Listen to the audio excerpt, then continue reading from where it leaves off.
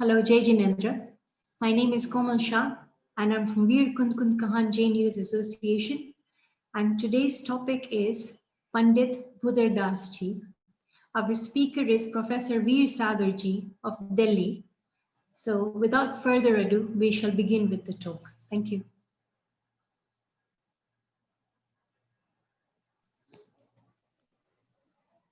मोक्षमार्गस्य नेतारं भेत्तारं कर्मभूभृतां ज्ञातारं विश्वतत्त्वानां वन्दे तद्गुणलब्धये वन्दे तद्गुणलब्धये। हमारा आज का टॉपिक है महाकवि पंडित भूधर दास।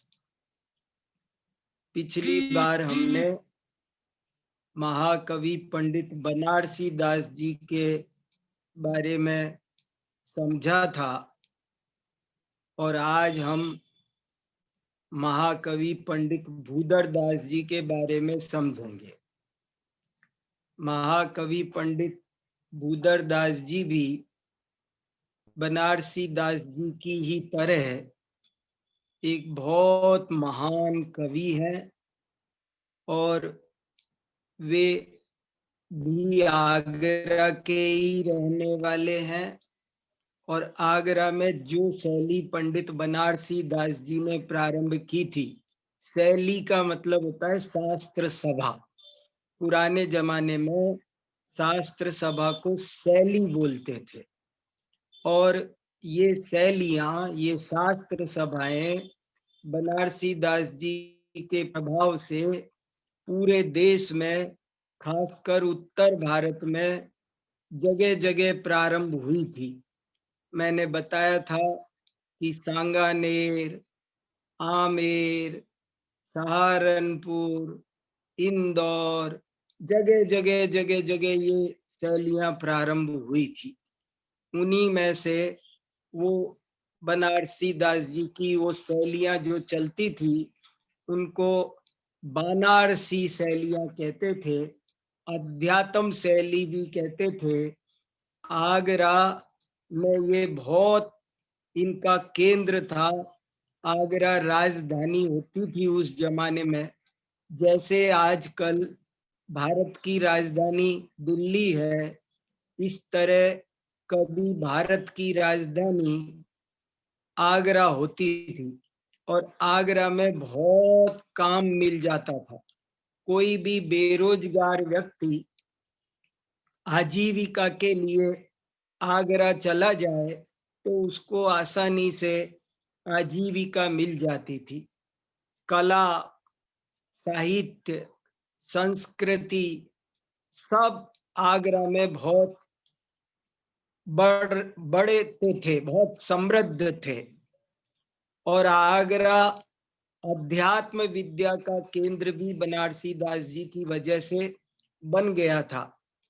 आगरा के बारे में ये प्रसिद्ध हो गया था, आगरा की आध्यात्मिक शैलियों के बारे में ये प्रसिद्ध हो गया था कि आत्मज्ञानी आगरे पंडित सांगानेर, कि आत्मज्ञानी आध्यात्मिक पुरुष आगरा में बहुत पाए जाते हैं और बड़े बड़े विद्वान सांगानेर में पाए जाते हैं। और एक ये भी बात वहां प्रसिद्ध हो गई थी कि लोग बाग आगरा आते तो थे पैसा कमाने, व्यापार करने, आजीविका करने, लेकिन वहां जो ये सुंदर आध्यात्मिक सभा चलती थी उसमें शाम को जाते थे तो वे व्यापारी की बजाय आध्यात्मिक बन जाते थे। तो उन्हीं बनारसी दास जी की शैली में, शास्त्र सभा में, उसी परंपरा में एक बनारसी दास जी के बाद जो मान लो 2 नंबर पर, जैसे बनारसी दास हिंदी जैन कवियों में यदि 1 नंबर पोजीशन पर है तो महाकवि पंडित भूधर दास जी दूसरे नंबर पर हैं। बनारसी दास जी आज से लगभग 450 वर्ष पहले उनका जन्म हुआ था और भूदर दास जी का जन्म उनसे करीब करीब 100 वर्ष 90 वर्ष बाद हुआ। माने आज से लगभग 325 वर्ष 325 वर्ष पहले भूदर दास जी का जन्म हुआ था। और बड़े बड़े विद्वानों ने, इतिहासकारों ने लिखा है कि बनारसी दास जी को गए 100 वर्ष बीत गए, लेकिन उनकी शास्त्र सभाओं का रंग, उनकी आध्यात्मिक सभाओं का रंग फीका नहीं पड़ा।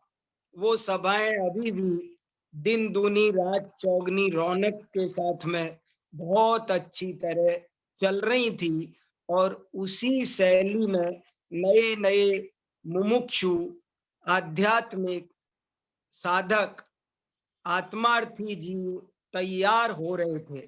सम्यक दर्शन का प्रयत्न करने वाले हजारों की तादाद में भव्य जीव तैयार हो रहे थे। उन्हीं में से एक महान कवि, साधक, आत्मार्थी, मुमुक्षु विद्वान का नाम है पंडित भूदर दास जी। इन पंडित भूदर दास जी का बनारसी दास जी की तरह कोई जीवन परिचय हमारे पास उपलब्ध नहीं है। बनारसी दास जी ने तो खुद अपना जीवन परिचय अर्ध कथानक में लिख दिया था।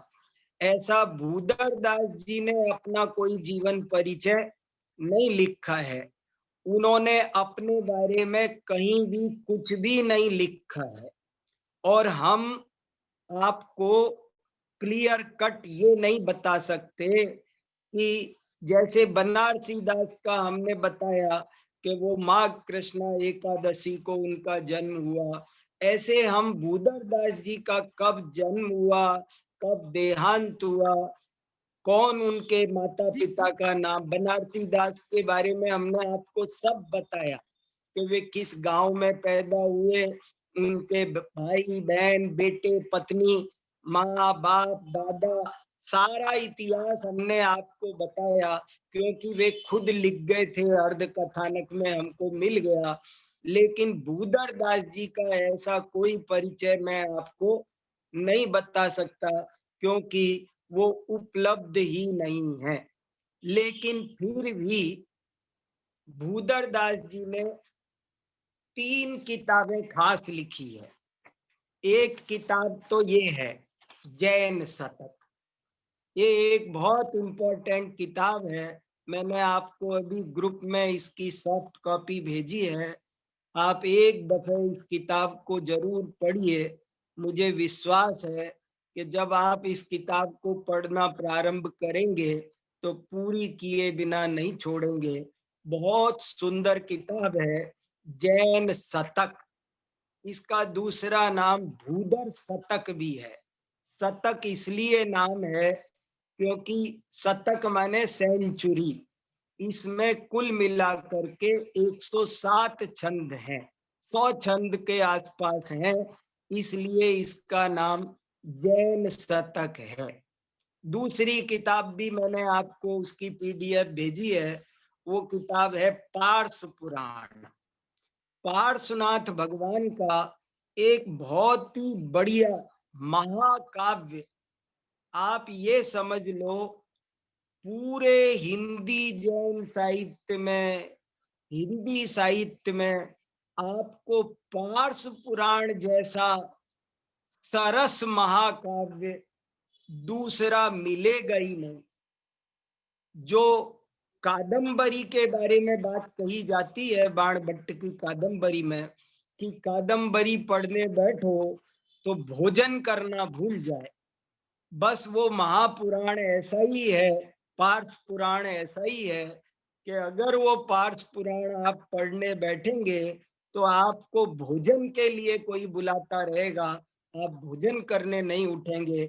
इतना सरस महाकाव्य पार्श पुराण है। और पार्श पुराण महाकाव्य की कसौटी पर खरा उतर, वो टेक्निकल वे में महाकाव्य है। मैं आपको ये बात थोड़ी अंडरलाइन करके कहना चाहता हूं कि वैसे तो हम किसी को भी महाकाव्य कहते हैं आकार बड़ा हो तो, लेकिन उस महाकाव्य की जो शास्त्रीय परिभाषा है वो अलग होती है। वो वो उसके अलग नियम कायदे होते हैं, और ये पार्स पुराण उन नियम कायदों पर भी बहुत खरा उतरता है। इसलिए ये टेक्निकल वे में जो शास्त्रीय पंडित लोगों द्वारा अप्रूव्ड, ऑथराइज्ड महाकाव्य है, और जो महाकाव्य को लिखता है वो वास्तव में महाकवि होता है। इसलिए भूधर दास जी के नाम के साथ जो महाकवि लगाया जा रहा है वो ऐसे ही नहीं लगाया जा रहा है, उसका कारण है। उसके अलावा एक तीसरी किताब ये भूधर दास जी के भजनों की मिलती है, भूधर भजन सौरभ। इसमें भूधर दास जी के करीब 150 भजन है, बहुत अच्छे अच्छे भजन है जो हम रोज गाते हैं, गुनगुनाते हैं, जनता में खूब चलते हैं। कितने अच्छे अच्छे भजन हैं। अब मेरे समकित सावन आयो, ये इनका बड़ा सुंदर भजन है भूधर दास जी का। अब मेरे समकित सावन आयो, भूधर को निकसे अब बाहिर, निज निर्चू घर पायो। मैंने सम्यक दर्शन रूपी सावन प्राप्त किया, अब मेरे जीवन में आया है, और अब मैं अपने घर में से बाहर नहीं निकलना चाहता हूँ, क्योंकि बाहर सब जगह बारिश हो रही है, मेरी आत्मा सुरक्षित है। मैं उस बिना चूने वाले, जिसमें पानी नहीं गिरता है, ऐसे सुरक्षित अपने ज्ञानानंद स्वभावी चैतन्य घर में बैठा हूँ। इसलिए मैं उसी में रहूंगा, उसके बाहर नहीं आऊंगा। ऐसे ऐसे बहुत अच्छे अच्छे भजन है। एक भी भजन पर बात करो तो हमारा ये 1 घंटा काफी है, इतने सुंदर सुंदर इनके भजन है। मुनिराजों पर, वे मुनिवर कब मिली है उपगारियो, मुनिवर कब मिली है उपकारी। बहुत अच्छे मुनिराजों के स्वरूप को बताने वाले, कैसे जैन निर्ग्रंथ मुनियों का कैसा स्वरूप होता है, और एक सम्यक दृष्टि के मन में उनके प्रति कैसी भक्ति उमड़ती है, इसके बहुत अच्छे अच्छे भजन है। अज्ञानियों को समझाने के लिए बहुत अच्छे अच्छे भजन लिखे हैं। अज्ञानी पाप धतूरा न बोय, अज्ञानी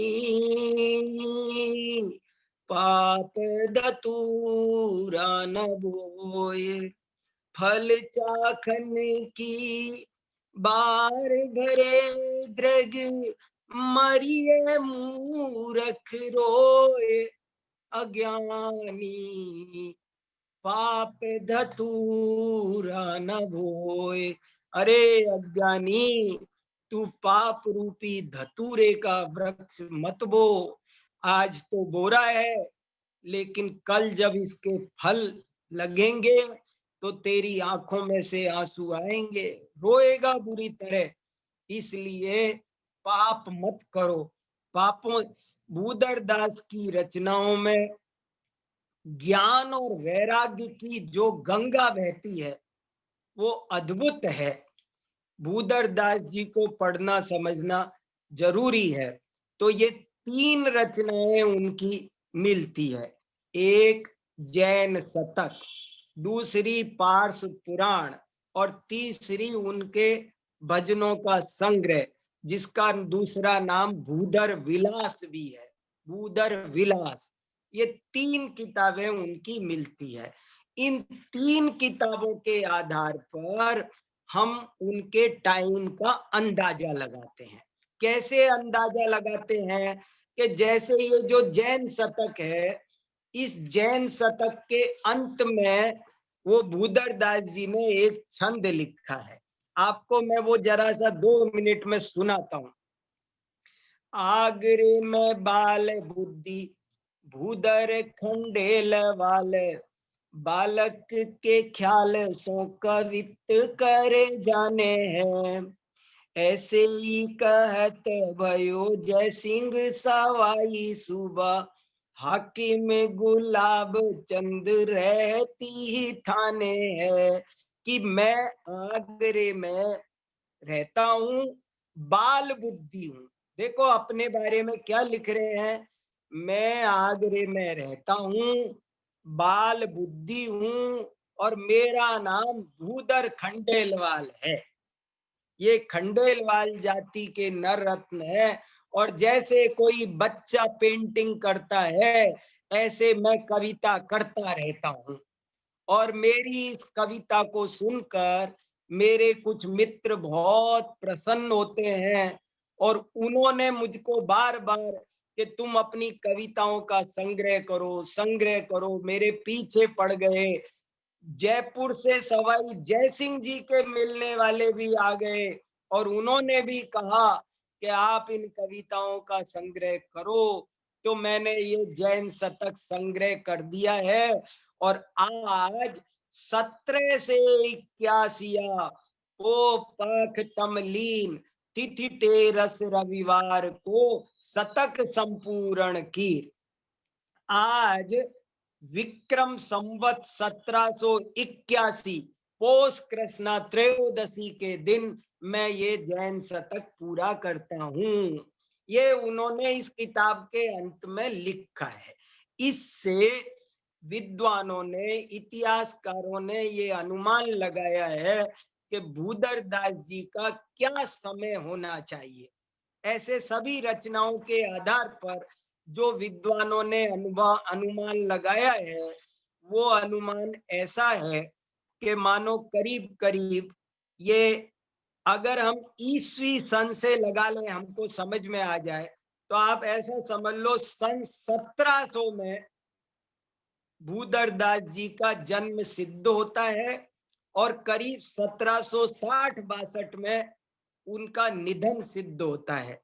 केवल 60-62 साल की उम्र में इन्होंने आत्म साधना और साहित्य साधना की थी। और आगरा में भी एक शाहगंज नाम की जगह है। आगरा में बनारसी दास रहते थे ताजगंज में। बनारसी दास शाहजहां के दोस्त थे। शाहजहां के साथ कभी वो शतरंज खेला करते थे। और ये भूदरदास जी ताजगंज में नहीं रहते थे, बल्कि शाहगंज नाम की जगह है, अभी भी है। लोगों ने, आपने जो बहुतों ने वहां के दर्शन, मैं वहां के दर्शन करके आया हूँ उस मंदिर के भी। और उस शाहगंज मंदिर में भूदरदास जी रहते थे और उनके बारे में हम बनारसी दास से पहले दौलत राम कासलीवाल के बारे में भी पढ़ चुके हैं। दौलत राम कासलीवाल को धर्म के रास्ते पर लगाने वाले कोई थे, तो वो ये पंडित भूदरदास जी थे। मैंने आपको बताया था दौलत राम जी को धर्म की रुचि नहीं थी, वो आगरा आए थे। तो इन्होंने, दौलत राम जी ने ही उनको धर्म के मार्ग पर लगाया था। तो दौलत राम जी ने उनके बारे में क्या लिखा है, वो एक छंद आपको पढ़ के सुनाता हूं। देखो क्या लिख रहे हैं। भूदरमल, दौलत राम जी क्या लिख रहे हैं। भूदरमल जिन धर्मी ठीक, रहे शाहगंज में तहकीक, जिन सुमिरन पूजा परवीन, दिन प्रति करे अशुभ को छीन। आगरे में शाहगंज में एक भूदरमल नाम का जैन विद्वान रहता है और वो रोजाना भगवान की पूजा करता है और रोजाना वो मंदिर में शास्त्र प्रवचन करता है। देखो क्या उनके बारे में लिखा। उसके अलावा आपने एक नाम सुना होगा, ब्रह्मचारी रायमल जी। ब्रह्मचारी रायमल जी की भी किसी दिन चर्चा करेंगे। बहुत विद्वान है, कितनी चर्चा करे हम, देखो कितने कर पाते हैं। तो ब्रह्मचारी रायमल जी जो टोडरमल जी के सहयोगी थे, उन्होंने अपनी जीवन पत्रिका में लिखा है कि मैं तत्व ज्ञान की प्राप्ति के लिए बहुत जगह भटका। तो उन्होंने एक जगह लिखा कि मैं सागंज में भूधरमल साहूकार से भी मिला। वो व्याकरण का पाठी है, घना जैन का शास्त्र का पारगामी है, तासु मिला।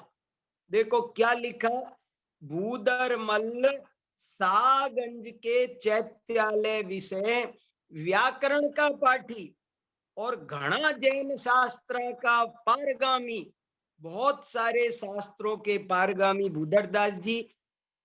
और वो सागंज के चैत्यालय में, और देखो गजब की बात सुनो आप, सागंज के चैत्यालय में भूधरमल जी रोजाना शास्त्र का व्याख्यान करे हैं और 100-200 ऐसे साधर्मी भाई सुने हैं। 100-200 लोग, 200 लोग रोजाना उनकी शास्त्र सभा में आते थे। वे प्रवचन, रोज प्रवचन करते थे। क्या आनंद अमृत बरसता होगा।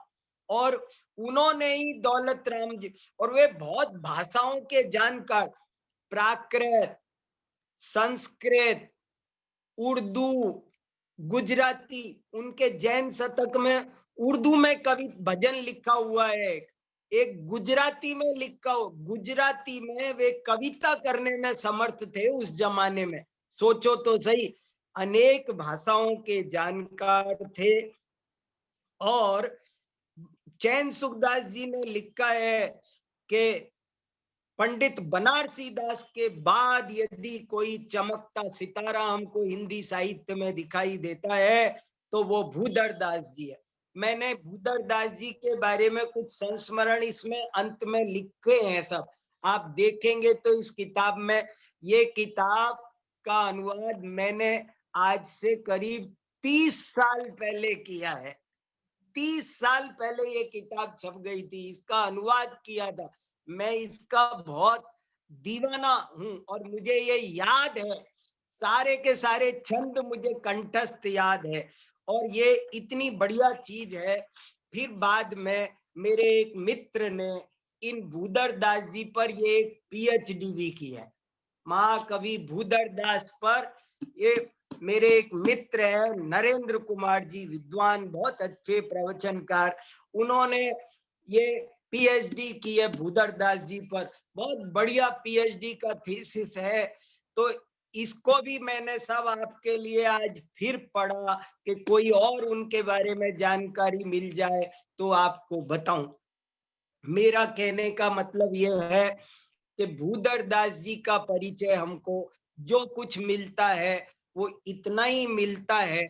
उनका बायोडाटा तो हमको ज्यादा नहीं मिलता, लेकिन उनकी कविता का आप आज आनंद लीजिए। और उनकी कविता में जो रस है वो मैं आपको थोड़ा सुनाता हूं, और वही उनका असली परिचय है। भूधरदास जी का ज्ञानियों को कोई रस नहीं है कि आप उनके लौकिक परिचय को जाने, उसमें रस लें, बल्कि उन्होंने जो तत्व ज्ञान परोसा है, हम यदि उसमें स्नान करें तो इससे बहुत बड़ी सार्थकता है, यही सार है। इसलिए मैं आपको भूधरदास जी की कविता के बारे में तो आप कुछ पूछो ही मत। कोई कलम तोड़ कविता है जिसका कोई मुकाबला नहीं। देखो भूधरदास जी का राजा राणा छत्रपति, भूधरदास जी ने पार्स पुराण में एक जगह बारे भावना, कई जगह लिखी है, एक बारे भावना ये लिखी है राजा राणा छत्रपति हाथिन के असवार, मरना सबको एक दिन अपनी अपनी बार। और ये बारे भावना आज ये बताओ कौन परिचित नहीं है इससे? कौन सा घर है जहां ये नहीं पढ़ी जाती? कौन सा मंदिर है जहां ये लिखी हुई नहीं है? अरे कोई मुमुक्षु, गैर मुमुक्षु, 13 पंथ 20 पंथ छोड़ो, श्वेतांबर समाज में भी बारे भावनाएं ये राजा राणा भूदरदास जी की। मैं अभी थोड़े दिन पहले एक स्थानक में गया था, वहां पूरे स्थानक में मोटे मोटे अक्षर में ये बारे भावनाएं लिखी हुई थी, राजा राणा छत्रपति, और इन पर प्रवचन चल रहा था। मैंने कहा कमाल हो गया, भूदरदास जी ने बारे भावना लिखी। ऐसे ही भूदरदास जी की एक और रचना वैराग्य भावना, बीज राख फल भोग वे, जो किसान जग माए, त्यों चक्री नृप सुख करे, धर्म विसारे ना। ये जो वैराग्य भावना है ना,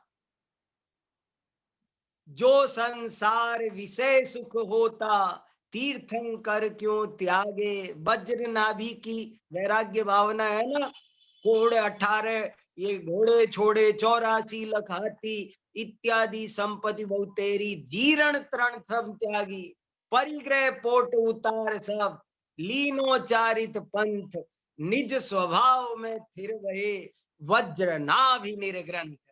ऐसी सुंदर सुंदर, सोना गिर जाओ आप तो आपको 22 परिसर लिखे मिलेंगे भूदरदास जी के। भूदरदास जी ने 22 परिसरों के 22 छंद लिखे हैं। इतने बढ़िया छंद है, इतने बढ़िया छंद है कि मानो आप तैयार हो जाएंगे उनको सुनकर के परिसर सहन करने के लिए। परिसर सहन करने की शक्ति जागृत हो जाती है, इतने बढ़िया बढ़िया वो छंद हैं 22 परिसरों के। वो जगह जगह दिल्ली में लाल किले के सामने जैन मंदिर है, लाल मंदिर, बहुत बड़ा 516 वर्ष पुराना।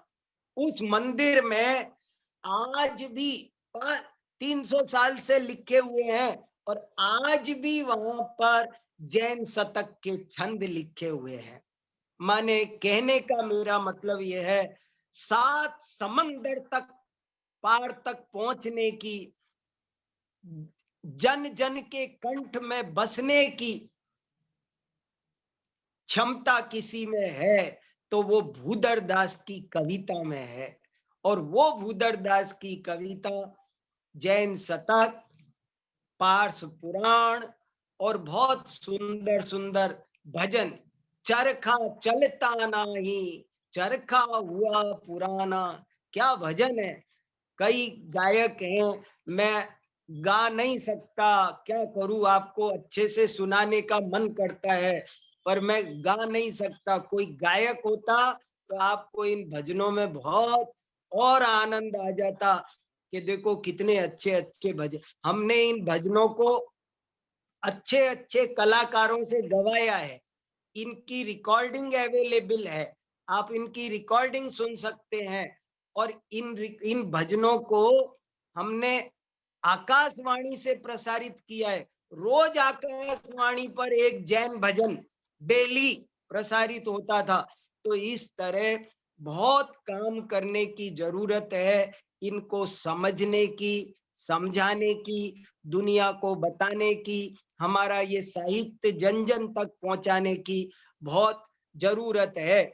भूदरदास जी के बारे में और कितनी भी बात कही जाए वो सब थोड़ी है, पर मैं आपको अब और बात न बता के थोड़ी सी बातें जैन शतक के बारे में, इसके 2-4 छंद आप सुनो, इतने रस भरे छंद है, इतने रस भरे छंद। मैं एक एक, मैंने इस जैन शतक पर पढ़ाई करता था, राजस्थान यूनिवर्सिटी से एमए किया, तब मैंने इसके इस पूरे पर जयपुर के मंदिरों में एक एक घंटे एक एक छंद पर व्याख्यान करता था और बहुत लोग उमड़ घुमड़ कर पढ़ते थे। तो अच्छे अच्छे छंद है, बहुत शिक्षाप्रद छंद है, कई पर मैंने लेख भी लिखे हैं, वो भी है, पर आपको कुछ एक दो चार मैं बता सकता हूं तो कोशिश करता हूं। देखो क्या क्या बताऊं। देखो एक छंद सुनो, वैराग्य का एक छंद सुनो। काहू घर पुत्र जायो, काहू के वियोग आयो, काहू राग रंग काहू रोआ रोई करी है, जहां बन उगत उछाह गीत गान देखे, सांझ समय ताई थान हाय हाय परी है। कितना समझ में आया कि एक घर में तो पुत्र का जन्म हुआ है, वहां खुशियां मन रही है, और दूसरे घर में कोई मृत्यु हुई है, वहां मातम मन रहा है, रो रहे हैं। ये संसार का स्वरूप है। फिर कहते हैं कि अरे अलग अलग घर की क्या बात, एक ही घर में सुबह आप देखो तो खुशियां हो रही है, और उसी घर में शाम को मातम फैल जाता है। फिर कहते हैं कि सुबह शाम की भी क्या बात करते हो, एक ही साथ। ये संसार बड़ा विचित्र है, बहुत विचित्र है। इसमें उलझना, राग रंग में फंसना, संयोगों को वियोग में बदलते, वियोग को संयोग में बदलते देर नहीं लगती है। इसलिए हे भव्य जीव, ऐसी जग रीति को न देख भय भीत होय, हा नर मूड तेरी मति कौने हरी है, मानुष जन्म पाए सोवत भी आय जाय, खोवत करोड़न की एक एक घड़ी है। करोड़ों की एक एक घड़ी इंद्र और चक्रवर्ती के संपूर्ण वैभव को तराजू के एक पलड़े में रखो, और इस मनुष्य जन्म की एक घड़ी दूसरे पलड़े में रखो, तो कौन ज्यादा कीमती है? वो ये मनुष्य जन्म की एक घड़ी वो चक्रवर्ती और इंद्र के वैभव से भी ज्यादा कीमती है। क्या है बाहर की चीजों की वैल्यू क्या? इस अर्घ्य का क्या मूल्य है, अनर्घ्य पद के सामने, उस परम पद को पा लिया हे पतित पावन आपने। क्या अदा, इतना आनंददायी छंद है, क्या क्या आपको सुनाए जाए। शॉर्ट शॉर्ट में बताता हूं। दूसरा एक छंद का और आनंद लो आप। अपन पुराने जमाने में, आजकल तो जमाना बदल गया, पहले लेटर लिखते थे, चिट्ठी चिट्ठी, तो अब तो कोई चिट्ठी लिखता नहीं है। पहले पोस्ट कार्ड लिखते थे, चिट्ठी लिख लिख कर भेजते थे, 15-15 दिन में चिट्ठी पहुंचती थी, फिर समाचार आते थे।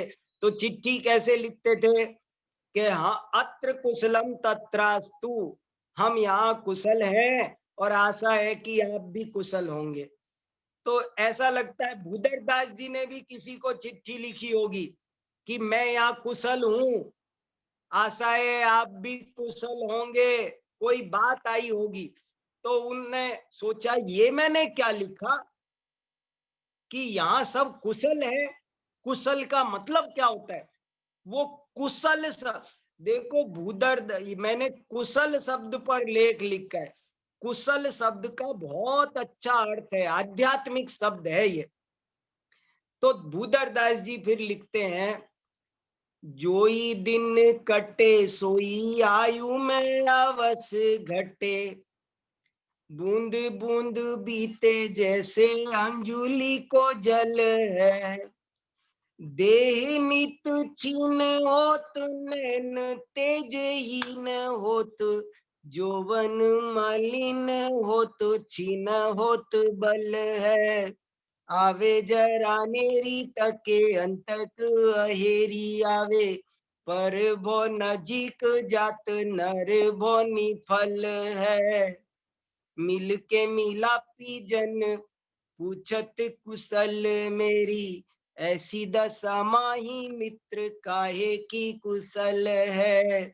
ऐसी दशा माही मित्र काहे की कुशल है। कोई पूछ रहा है आप कुशल हो, तो भूदरदास जी उत्तर दे रहे हैं। देखो उत्तर सुनो, आध्यात्मिक व्यक्ति कैसा होता है, एक सम्यक सन्मुख व्यक्ति कैसा होता है, एक अंतरात्मा कैसा होता है, उसके अंदर में क्या चलता होता है। तो भूदरदास जी कह रहे हैं, भैया तुम पूछ रहे हो कि कुशल हो क्या, लेकिन क्या बताऊं, जैसे जैसे दिन बीत रहे हैं तैसे तैसे आयु बीत रही है, खत्म हो रही है, आयु खत्म हो रही है। जैसे अंजलि का जल एक एक बूंद खत्म होता है, ऐसे ही एक एक दिन क्या बीत रहा है।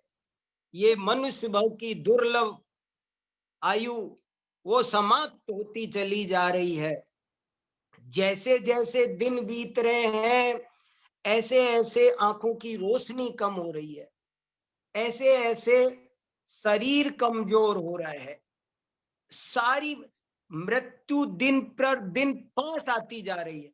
मृत्यु का डिस्टेंस डेली कम होता चला जा रहा है, जितना था वो कल और कम हो जाता है, कल और कम हो जाता है। ऐसा हाल तो हमारा ये चल रहा है। और जो मृत्यु का शिकारी है वो निशाना साध रहा है बराबर हमारे ऊपर, और ऐसे हालत है। अब तुम बताओ हम तुमको क्या कुशल कहें, क्या कहें कि सब कुशल है। सब कुशल है, काहे की कुशल है। अब आप फिर से सुनो इसको, मैंने आपको अर्थ बताया ना, तो अब आप फिर सुनो तब इसका आनंद आएगा। जोई दिन कटे सोई आयु में अवश्य घटे। क्या ज्यादा सुनोगे आप, थोड़ा ही सुन लो, यही बहुत काम का है। कितने छंद सुनाओ, एक एक मिश्री का टुकड़ा है, जो उठाएंगे ना वही मीठा लगेगा। जोई दिन कटे सोई आयु में अवश्य घटे, बूंद बूंद बीते जैसे अंजुलि को जल है। देह नित छीन होत, नैन तेजहीन होत, जोवन मलिन होत, छीन होत बल है। आवे जरा नेरी, जैसे जैसे दिन बीत रहे हैं वृद्धावस्था निकट आती जा रही है। आवे जरा नेरी तके अंतक अहेरी आवे, पर भो नजीक जात नर भो निफल है। जैसे जैसे दिन बीत रहे हैं परभव पास आता जा रहा है, और ये मनुष्य भव ऐसे ही बीता चला जा रहा है। मिल के मिलापी जन, मिल के मिलापी जन पूछत कुशल मेरी, ऐसी दशा माही मित्र काहे की कुशल है। हालात तो ऐसे हो रहे हैं, क्या कहें कि कुशल है। आप देखो, कोई भी हमसे पूछे, आपसे पूछे, किसी से भी पूछे, तो ये दुनिया क्या अंध प्रवाह में, और आप और कुशल है, हाँ हाँ सब कुशल है, सब मजे में कट रही है जी, सब बहुत बढ़िया साहब, बहुत अच्छा, सब बढ़िया है साहब, बहुत अच्छे हैं, अच्छे हैं, हम अच्छे हैं, सब बढ़िया चल रहा है हमारे स्वाध्याय का कोई ठिकाना, हमारे तत्वाभ्यास का कोई ठिकाना है। ये दिन प्रतिदिन हमारा मनुष्य भाव कीमती बीता नहीं चला जा रहा है, हमारा कहाँ ध्यान है। क्या गजब की बात है। ऐसे ऐसे बहुत छंद लिखे। एक छंद का हमसे कहा कि तुम बनिया हो और हिसाब लगाने में तुम बहुत एक्सपर्ट हो, तो तुम देखो जरा एक हिसाब लगाओ। देखो एक एक अकाउंट्स की बात बताते हैं कि चलो तुम अकाउंट्स तो अच्छा जानते हो ना, तो अकाउंट्स बढ़िया लगाओ। सुनो कितना बढ़िया छंद है। 100 बरस आयु ताका लेखा करी देखा जब, 100 बरस आयु ताका लेखा करी, लेखा मैंने अकाउंट, 100 बरस आयु ताका लेखा करी देखा सब, आदि तो अकारथ ही सोवत विहाय रे, आदि में अनेक रोग बाल वृद्ध दशा भोग, और संजोग एते केते बीत जाय रे। समझ में आया? देखो बाहर के लोग भी सब सुन रहे हैं भैया, समझो क्या कहना चाह रहे। वो ये कह रहे आप एक अकाउंट्स करो। क्या अकाउंट करो? एक मैथ्स का हिसाब लगाओ। समझ लो आपको पूरी जिंदगी मिल गई 100 वर्ष की। हमारी उम्र कितनी है? ज्यादा से ज्यादा 100 वर्ष। समझ लो हमको 100 वर्ष का जीवन मिला है। तो कहते हैं कि अब तुम आधा तो सोने में चला गया। कितने के रह गए? हम 100 वर्ष के थे, आधा टाइम तो हम सोने में बिताते हैं। दिन में भी सो जाते हैं सोने वाले, उसको छोड़ो। पर फिर भी हम 100 वर्ष में से 50 वर्ष कम कर दो, कितने बच गए? 50 बच गए। 50 तो सोने में गए। अब जो बचे उसमें भी हमारा कितना पीरियड तो बचपन का है। बाल अवस्था में कोई विवेक नहीं, बुद्धि नहीं, खेलने कूदने में सारा ध्यान जाता है। वो तो पूरे के पूरे हमारे 10-20 साल ऐसे ही लेस कर दो, वो कोई जीवन है? कुछ नहीं। तो वो जीवन माइनस करो, अभी हिसाब बचाओ क्या बचा। फिर बुढ़ापे का टाइम, फिर आज इसकी शादी में जाना है, आज उसके टीए की बैठक में जाना है, आज पार्टी में जाना है, आज घूमने जाना है, ऑफिस जाना है, दुकान जाना है। करो लेस, कितना बचा? देखो 100 बरस से आयु ताका लेखा करी देखा सब, आदि तो अकारथ ही सोवत बिहाय रे, आदि में अनेक रोग, कभी रोग हो जाते, बुखार आ गया, कोरोना हो जाए, 14 दिन क्वारंटाइन, गए 14 दिन 1 मिनट में झटके से। क्या क्या होता है देखो तो सही। आदि तो अकारथ ही सोवत विहाय रे, आदि में अनेक रोग बाल वृद्ध दशा भोग, और संजोग एते केते बीत जाय रे।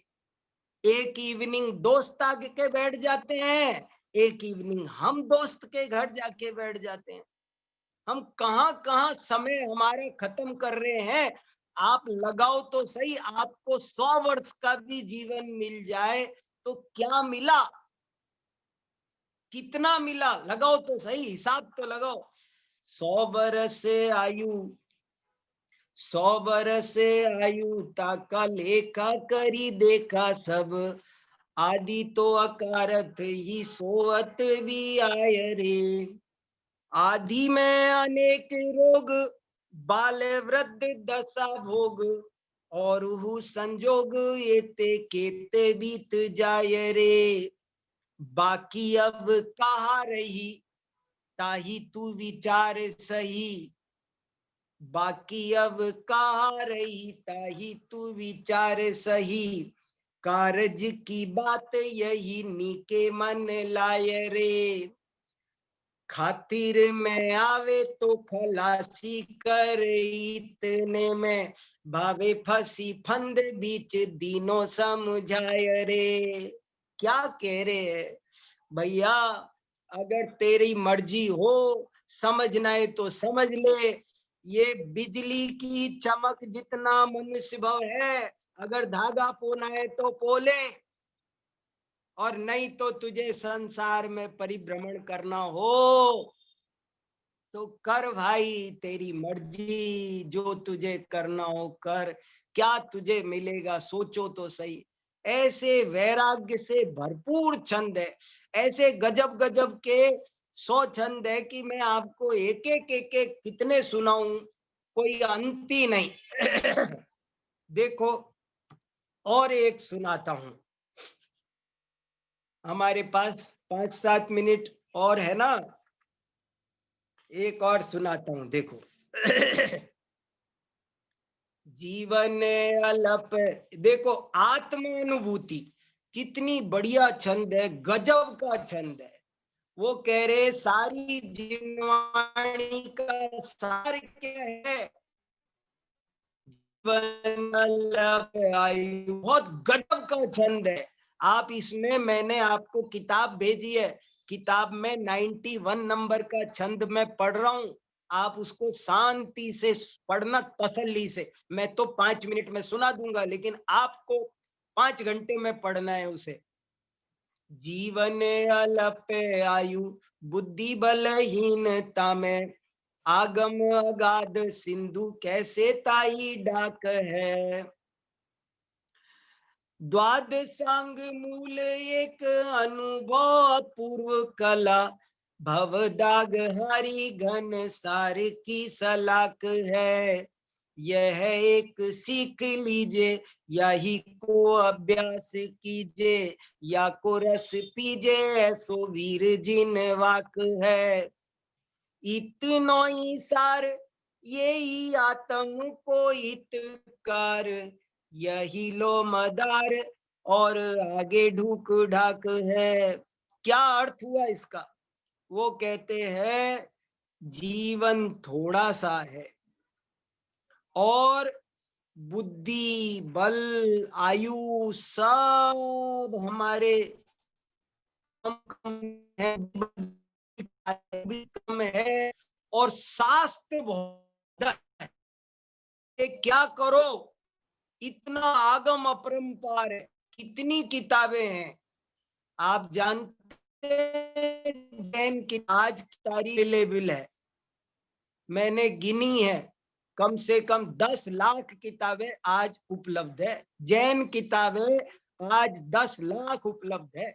और यदि मैं 100 वर्ष जीऊं और रोज एक पढ़ूं तो भी 36,000 किताबें पढ़ सकता हूं। Without any gap. तो कितना, कहां कौन पढ़ सकता है? तो क्या करना, वो एक कला बता रहे हैं।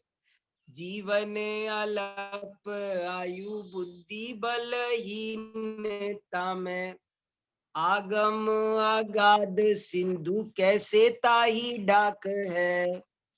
द्वादशांग मूल एक अनुभव पूर्व कला, द्वादशांग मूल एक अनुभव अपूर्व कला।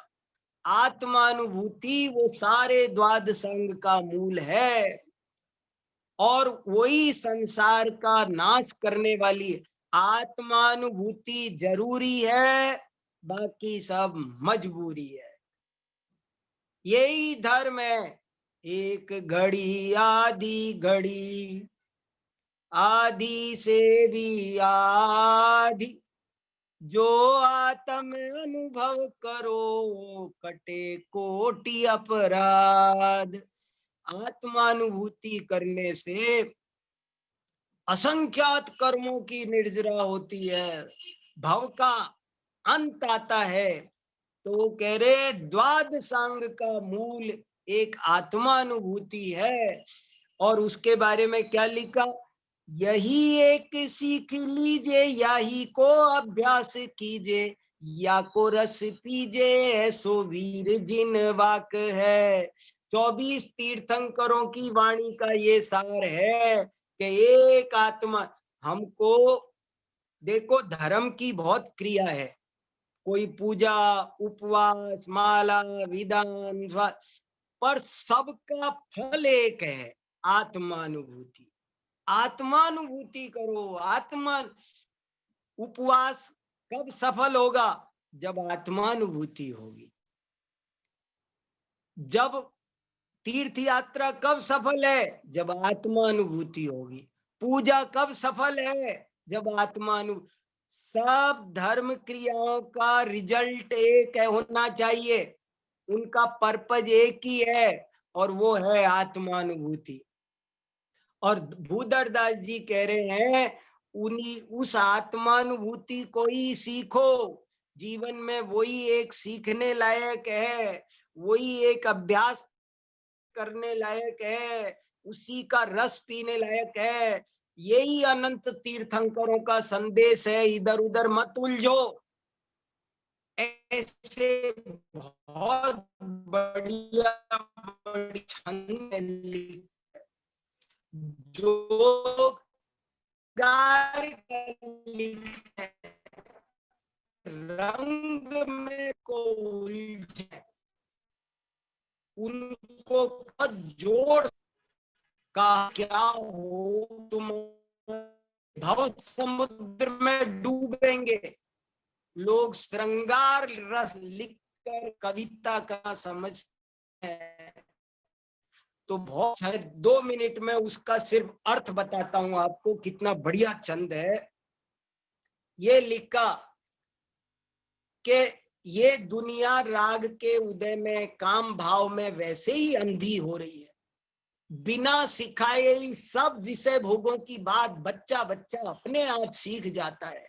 अनादि काल से सबको विषय भोगों के गहरे संस्कार पड़े हुए हैं, काम भाव सिखाना नहीं पड़ता।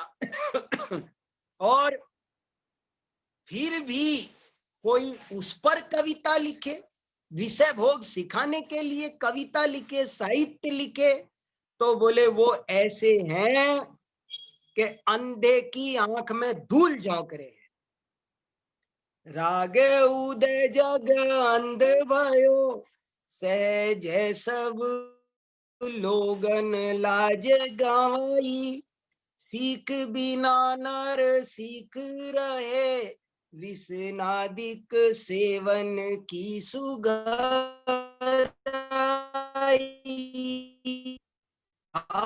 और काव्य कहा कहिए तिनकी निठुराई, अंध असुजन की आँखियान में झोंकत है रज राम दुहाई।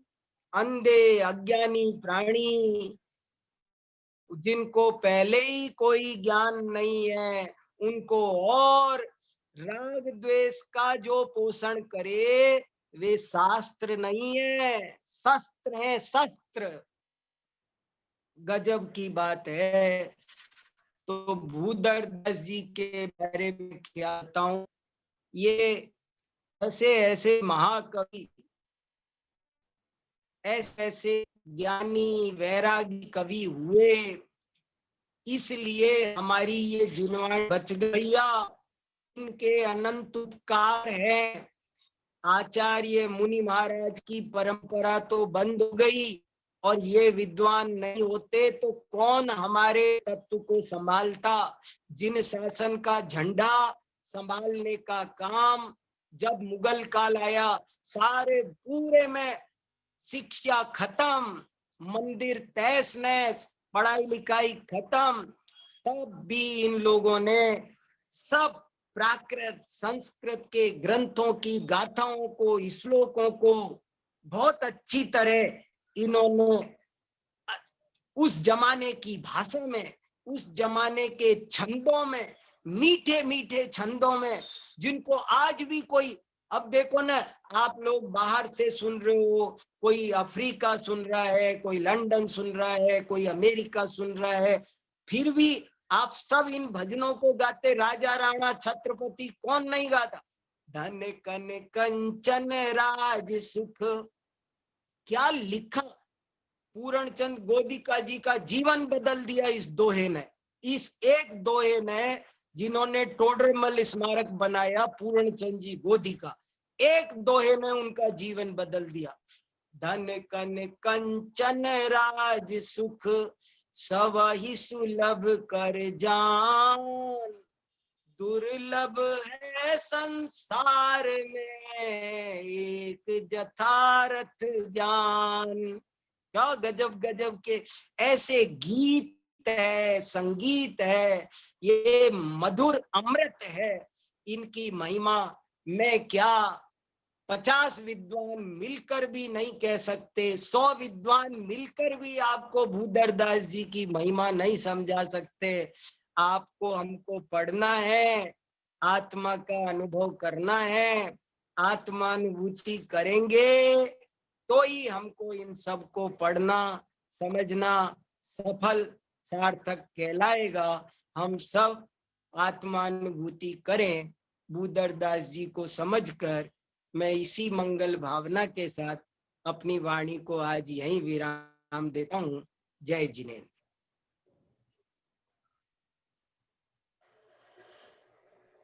जय जिनेन्द्र पंडित जी। और हर हफ्ते की तरह इस हफ्ते में भी आपने बहुत ही नई नई बातें हमको बताई।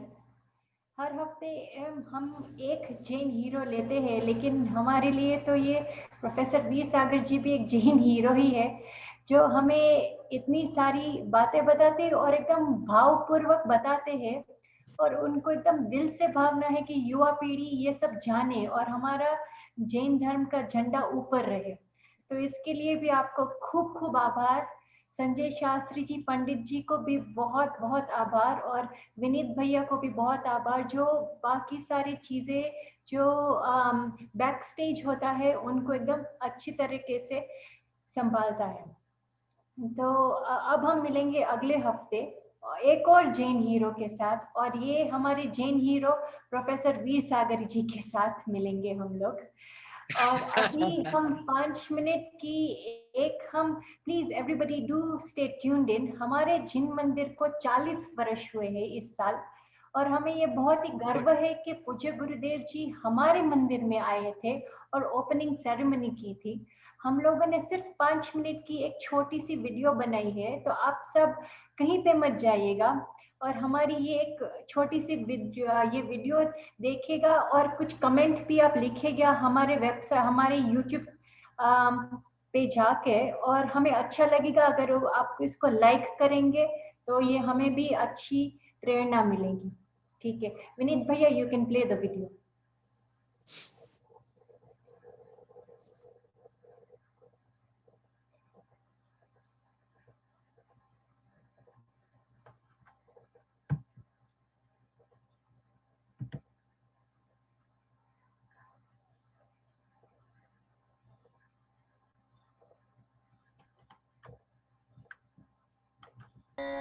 सफल जन्म मेरा हुआ प्रभु दर्शन से आज, भव समुद्र नहीं दिखता, पूर्ण हुए सब काज, पूर्ण हुए सब काज।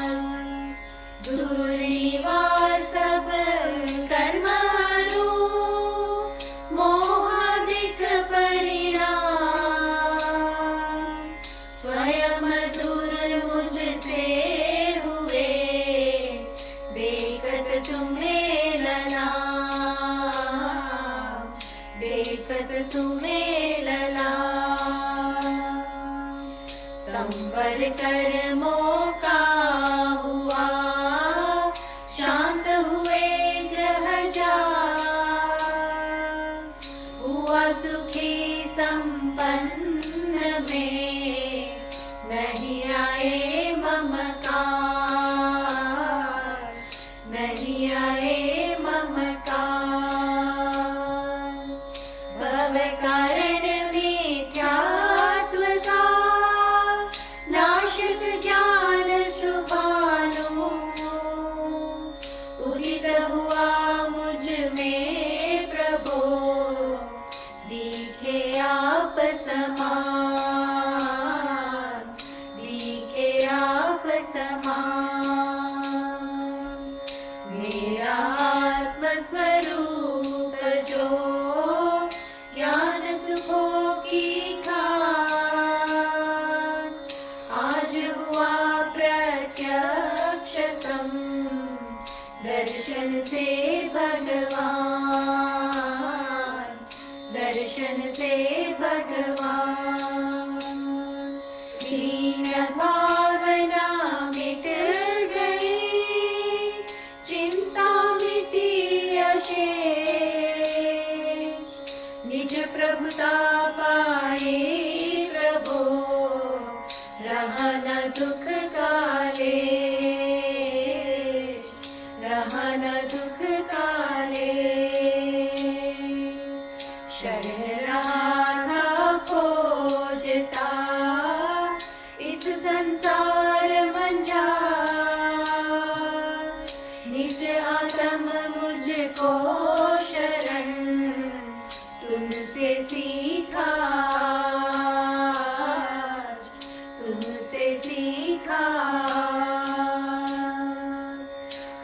स्वरूप में मगन हो, पाऊं शिव अभिराम।